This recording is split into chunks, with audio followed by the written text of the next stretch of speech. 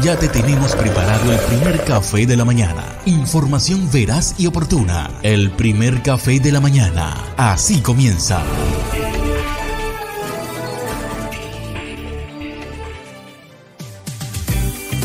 Recién hecho, con información veraz. El primer café de la mañana.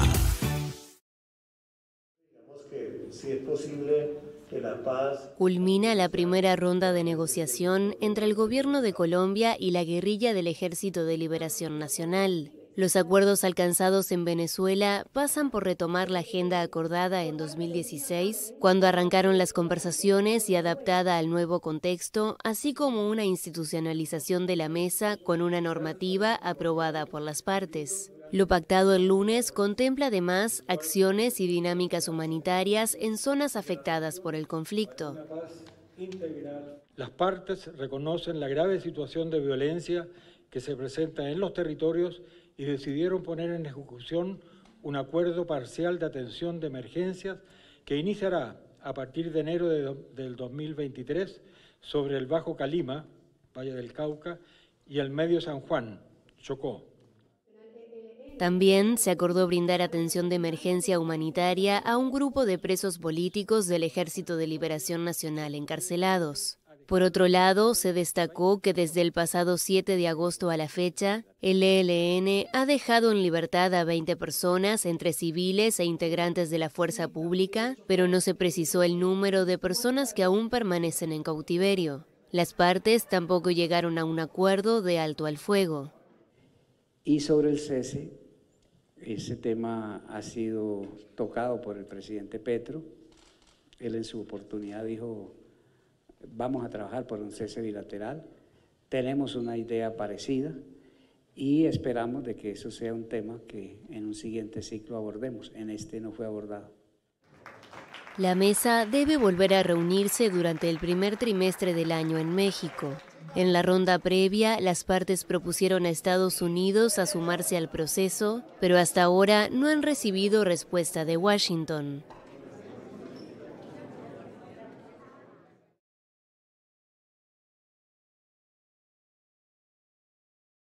Hay conmoción en Atlántico por la muerte de una bebé de 8 meses. Ella y su padre fueron atropellados por una moto en Soledad. Sania Gámez, usted tiene los detalles. Buenas noches, cuéntenos por favor.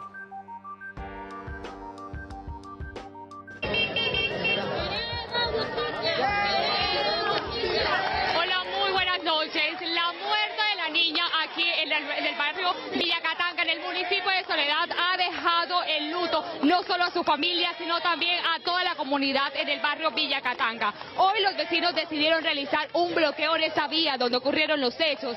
Esto para exigir alumbrado y reductores de velocidad, ya que aseguran que los vehículos transitan a altas velocidades.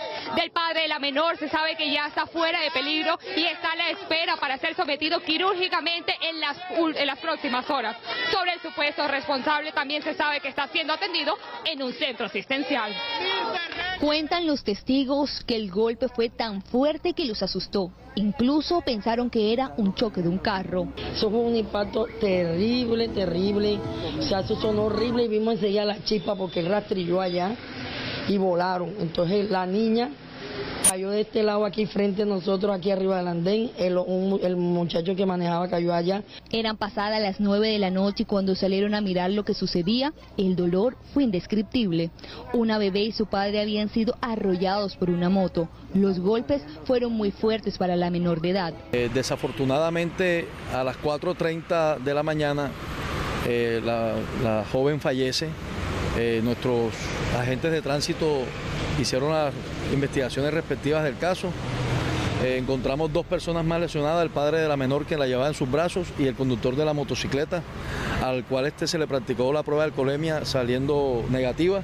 Del presunto responsable se sabe que tiene su documentación en regla y está siendo atendido en otro centro asistencial. Las autoridades continúan investigando lo sucedido. Con la madre de María Ángel, María Claudia Charris.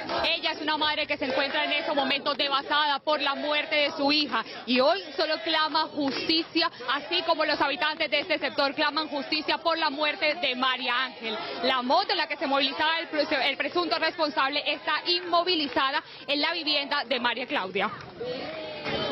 A mi hija, esta moto se la llevó en un abrir y cerrar de ojos. No supe nada de ella. El paso de las horas parece incrementar el dolor. El destino no la dejó disfrutar de su pequeña de 8 meses. Mi esposo estaba acostumbrado a que todos los días él le daba un paseo. Todos los días. Y, salieron y no los vi más. Sino solamente cuando me vino un vecino a avisar aquí. Vecina, su esposo tuvo un accidente. Y yo le dije, ¿cómo así que un accidente si él ahora mismo estaba aquí? Y me dijo, sí, vecina, sí. En medio del dolor trata de entender lo que sucedió. Viene esta moto que le quitó la vida a mi bebé en un abrir y cerrar de ojos.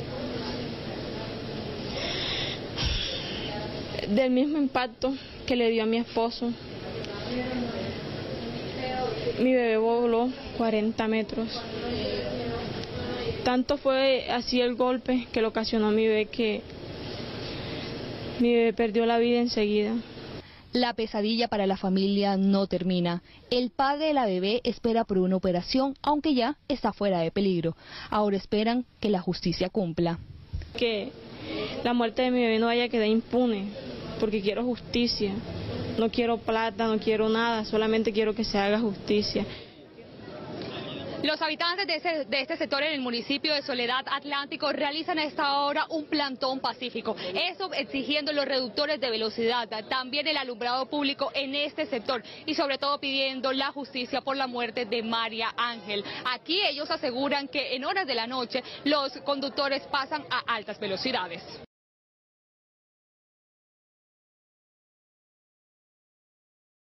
Más noticias. Aunque el Ministerio de Salud insiste en recomendar prudencia en las reuniones de final de año, aún no ha definido alguna medida de restricción por el alza en casos de COVID y otras enfermedades respiratorias. La ministra de Salud, Carolina Corcho, hizo un llamado a los colombianos para que fortalezcan sus esquemas de vacunación. Según el gobierno, la percepción del riesgo ha disminuido entre la población. El gobierno no ha levantado medidas que venían de obligatoriedad de uso de tapabocas en donde, en transporte público, en aviones, en hospitales, en centros geriátricos. Para las festividades de fin de año en espacios abiertos y cerrados, recomendaron utilizar el tapabocas. Estamos apelando a la conciencia ciudadana porque no queremos apelar a medidas policivas, a medidas que puedan afectar la libre movilidad, la formalización laboral. Esperan que los padres de familia completen los esquemas de vacunación para menores de 5 años ante el aumento de casos de enfermedades respiratorias. El Gobierno Nacional firmó el decreto que conforma la Comisión Intersectorial para la Promoción de la Paz, mecanismo por el cual algunos integrantes de la primera línea que están sindicados quedarían en libertad bajo la figura de gestores de paz. El Gobierno aclara que continuarán vinculados a las investigaciones. La comisión revisará 230 casos de integrantes de la primera línea presos. El decreto dice que una de las funciones de la comisión es recomendar la admisión o exclusión de ciudadanos que hagan parte de organizaciones sociales y humanitarias que se encuentren privadas de la libertad como voceros. Definir cuál sería la naturaleza de los delitos, si hay exclusiones, a quiénes se dirigiría, si están condenados o imputados. El ministro de Justicia dijo que se trata de un gesto de reconciliación con la ira y la violencia callejera. El beneficio no aplicaría para todos los de la primera línea, solo para indiciados y no a los que hayan sido condenados como alias 19. Que sean las personas que tengan mayor vocación de contribuir a la reconciliación y de cumplir con tareas humanitarias, y probablemente la persona que usted mencione pues no pueda cumplir con esas tareas. El decreto por ahora no habla de la liberación de policías involucrados en el paro nacional. La Fiscalía dijo que no hay claridad en este aspecto. Entonces tendrían que explicarle al país exactamente, vocero, de quién, de qué. Los jueces de la República son la última palabra frente a cualquier salida de esas personas.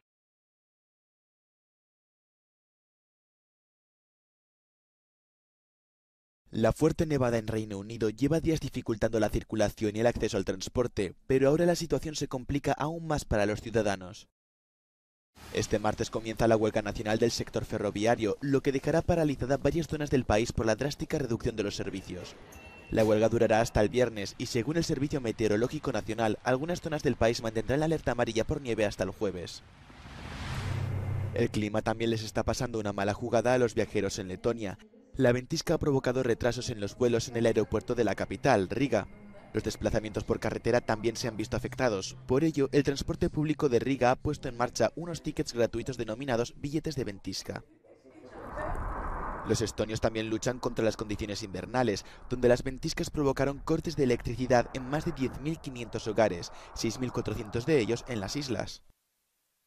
Y en Kiev, los trabajadores se apresuraron a despejar las calles de la fuerte nevada en la capital ucraniana. Los ataques rusos en la infraestructura energética del país añaden urgencia a su trabajo con los inevitables cortes de electricidad provocados por los bombardeos con drones. Londres amaneció este lunes teñido de blanco tras las precipitaciones del domingo por la noche. Poca nieve si lo comparamos con el resto del Reino Unido, que se ve azotado por fuertes nevadas y bajadas generalizadas de temperatura que causan importantes trastornos en los desplazamientos. El Reino Unido lleva varios días sufriendo una ola de frío con temperaturas que descienden hasta los 10 grados centígrados bajo cero en algunas zonas. Las fuertes nevadas que afectan a Polonia desde este domingo se han extendido al norte del país. Carreteras y ferrocarriles presentan condiciones difíciles. Muchos autobuses y trenes sufrieron retrasos. Los meteorólogos prevén que después de las nevadas, Polonia sufrirá heladas con temperaturas de menos 10 grados Celsius en la noche e incluso 20 grados bajo cero. En Estonia, más de 10.500 hogares estaban sin electricidad al mediodía de este lunes. Los vuelos están cancelados y el tráfico de transbordadores entre el continente y la isla de Hiiumaa se ha visto interrumpido por los fuertes vientos, lo que ha llevado a las autoridades a advertir a los residentes en las zonas afectadas que se preparen para evacuar sus hogares si las fuertes lluvias no remiten.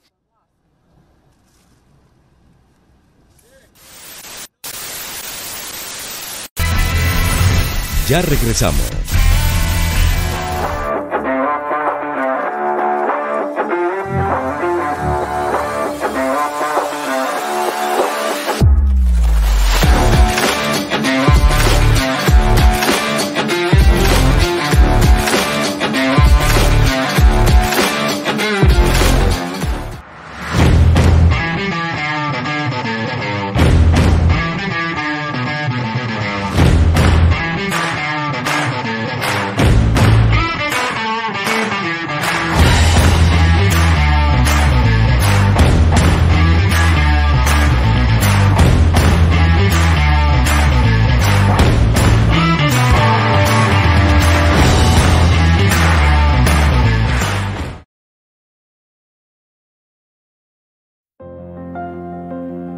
Cada año con nuestro concurso Piensa Verde, reconocemos y exaltamos a las personas, grupos o empresas que contribuyen con la ejecución de proyectos a la solución de los problemas ambientales en Norte de Santander. Y en esta octava versión, hemos decidido lanzar 3 categorías. Categoría 1, empresas de negocios verdes con ejecución mayor a 2 años en bienes y servicios sostenibles provenientes de los recursos naturales, ecoproductos industriales, mercado de carbono. Categoría 2, emprendimientos en negocios verdes. Categoría 3, Mi Páramo sobre la aceleración en desarrollo de productos de agronegocio sostenible. La inscripción es gratuita a partir del 16 de agosto del 2022 hasta el 7 de octubre de 2022. Para conocer más sobre las bases de este concurso y descargar el formulario de inscripción, visita nuestra página web www.akc.com.co. Es el mejor momento para premiar a los héroes ambientales en nuestro departamento.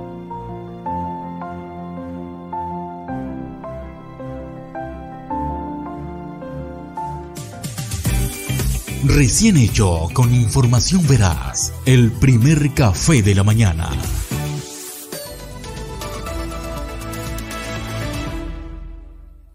Bienvenidos a la economía de DW, soy Juliana González. Argentina vive su sequía más grave y prolongada de los últimos 14 años. De acuerdo con los expertos, el 75% de la superficie dedicada a las actividades agropecuarias se encuentra afectada por el déficit hídrico. Entre las causas destaca el fenómeno de la Niña, que acumula ya 3 años consecutivos, y la fuerte deforestación de la región del Amazonas, que reduce la entrada de vientos húmedos. Normalmente esta es una zona fértil, pero años de sequías han dejado devastación en Navarro, a 100 kilómetros al oeste de la capital argentina, Buenos Aires. Los lagos han secado y los animales han muerto. Agricultores como Ignacio Bastanchuri están desesperados. Venimos con un déficit de agua desde 2 años anteriores y este año no hemos llegado ni al 50% de la media de la zona donde estamos actualmente parados.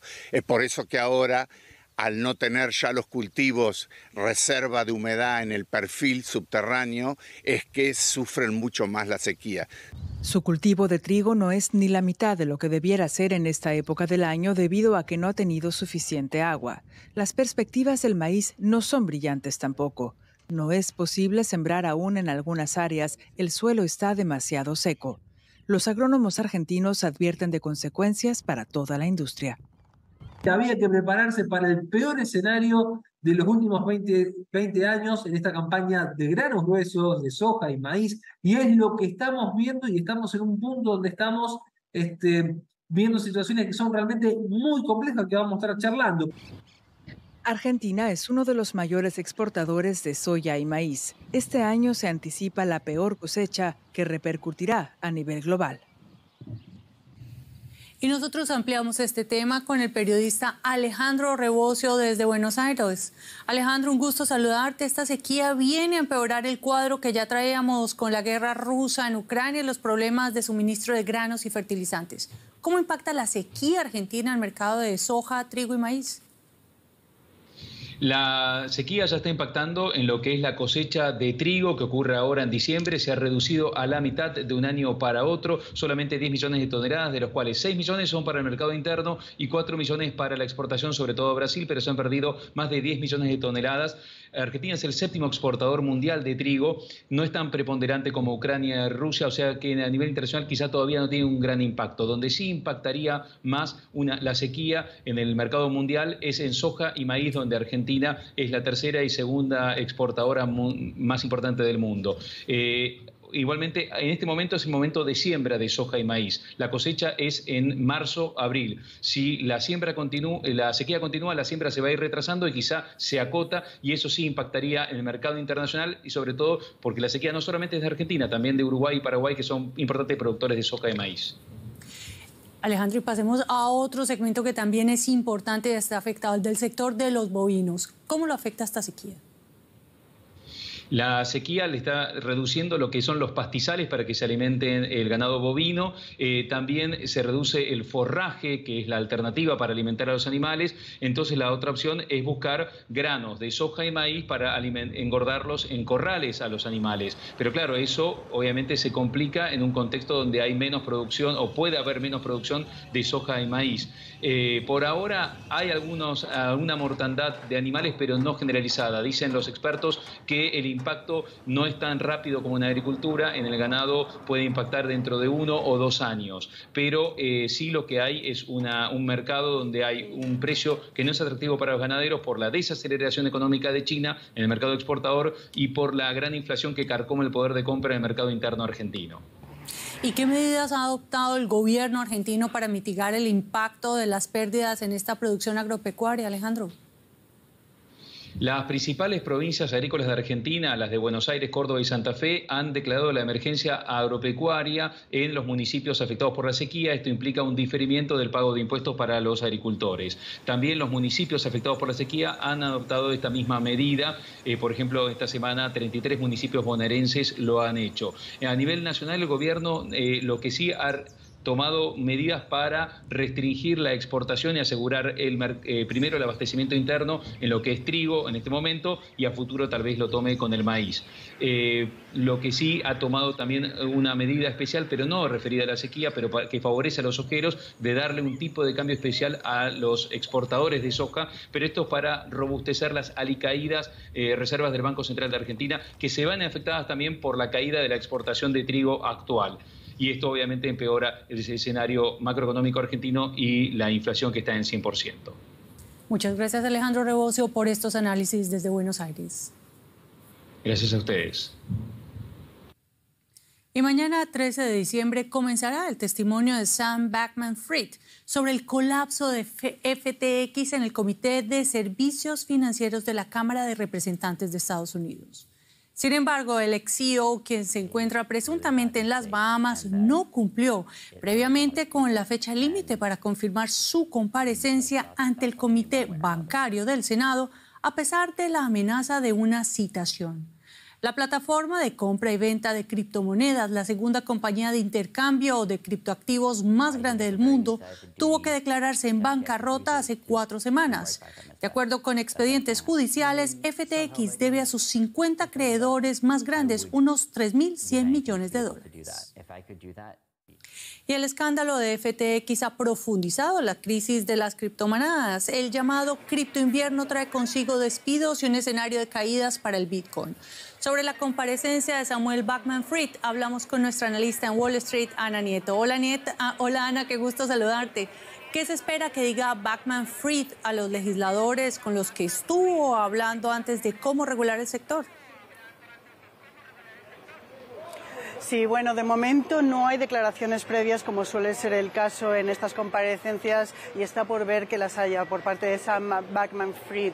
Lo que sí ha habido es muchas entrevistas con muchos medios de comunicación en los últimos días, y en ellas ha estado diciendo que es posible que se hayan cometido errores, pero no fraude. Él no es consciente de que haya habido fraude en su empresa. Tampoco es consciente de que se hayan derivado fondos de los inversores en FTX a Alameda Research y que con ellos se hayan hecho apuestas de alto riesgo y volatilizado el dinero. También ha dicho que sus padres, que son profesores de Derecho en Stanford, no han tenido nada que ver con el asunto, y ha dicho que él quiere poner en marcha otra empresa para poder devolver a los inversores de FTX el dinero que han perdido.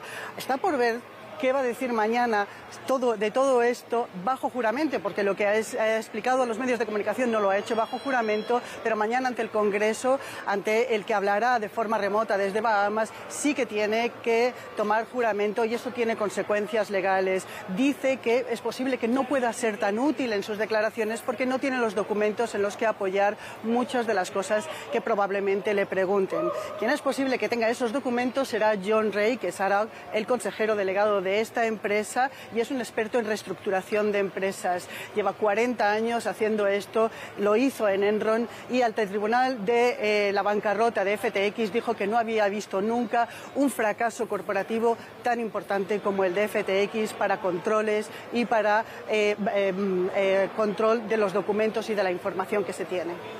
Ana, y brevemente, ¿cuál es el interés del Congreso en esta materia? El Congreso estaba a punto de regular el criptomundo, los criptoactivos, y ahora esa legislación está en el aire. Como decías antes, Sam Bankman-Fried había ayudado mucho en la composición de esa legislación, que ahora no se sabe ni cuándo ni cómo llegará. Además, del Congreso, el Departamento de Justicia y la SEC están investigando qué pasó en FTX. Todo el mundo quiere saberlo porque, aunque los efectos de la implosión de FTX se han mantenido solamente en el ecosistema cripto y no ha perjudicado a la economía, el 13% de los estadounidenses sí que ha operado con criptomonedas, y hay que protegerles. Gracias, Ana Nieto, desde la Bolsa de Nueva York, por estos análisis. La deuda mundial se mantuvo por encima de los niveles previos a la pandemia en 2021, incluso después de registrar el mayor descenso en 70 años, de acuerdo con los resultados del Global Debt Monitor del Fondo Monetario Internacional. De acuerdo con la publicación de este organismo, la mayor reducción provino de la disminución de la deuda privada. Sin embargo, la dinámica de la deuda reflejó las inequidades mundiales. Los países de rentas altas y medias, con excepción de China, experimentaron la mayor caída de su deuda pública y privada en un 5% del PIB, mientras que el 60% de los países de bajos ingresos están cerca o ya experimentan un sobreendeudamiento, situación que podría empeorar si las perspectivas económicas continúan debilitándose. Y repasamos ahora otras noticias importantes de la jornada. La London Stock subió un 2% tras la compra de Microsoft. La empresa estadounidense adquiere un 4% del capital del London Stock Exchange Group, pagando unos $2.000 millones. El acuerdo forma parte de una asociación de 10 años centrada en el análisis de datos e infraestructura en la nube. La Agencia Internacional de la Energía afirma que Europa ha adoptado medidas para hacer frente a la caída del suministro de gas si Rusia lo interrumpe. La agencia pronostica que el año que viene Europa podría enfrentar una caída de suministro de gas de 23.000 millones de metros cúbicos, casi el 7% del consumo total del gas del continente en el periodo 2020-2021. Y el hombre más rico del mundo ya no se llama Elon Musk, sino Bernard Arnault. El presidente y director ejecutivo del conglomerado francés de lujo destronó al director ejecutivo de Tesla. Esto tras la caída del 6,27% del precio de las acciones de la fabricante de vehículos eléctricos en esta jornada. La familia Arnault tiene un portafolio de 70 marcas en sectores como licores, moda, perfumes, joyería. Su fortuna está calculada en 186.200 millones de dólares según la revista Forbes, que hace este escalafón de los millonarios. Por su parte, Musk está casi unos 5.000 millones de dólares por debajo de los Arnault. Esta es la segunda vez en este año que Musk pierde su título frente a Arnault. Y hasta aquí la economía. Los invito a que sigan con nosotros en DW. Hasta pronto.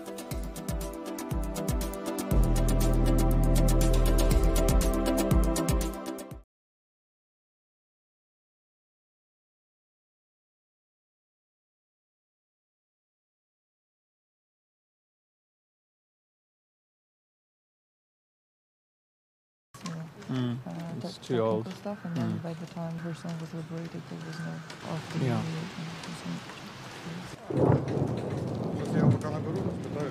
So we've been down here for 3 days now, supporting the Office of the Prosecutor General, the OPG, in their local investigations here in Kherson. The team is a conflict-related sexual violence-specific team, and they've been coming down here. They're coming down here to extract and target conflict-related sexual violence.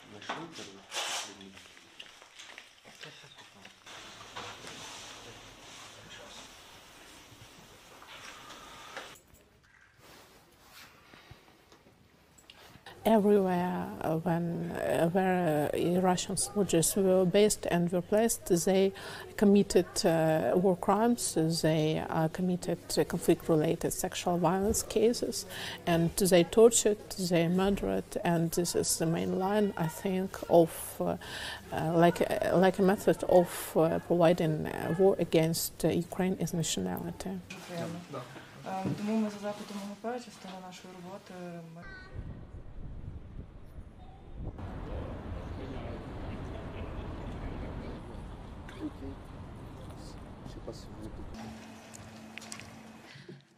Saudi Arabia.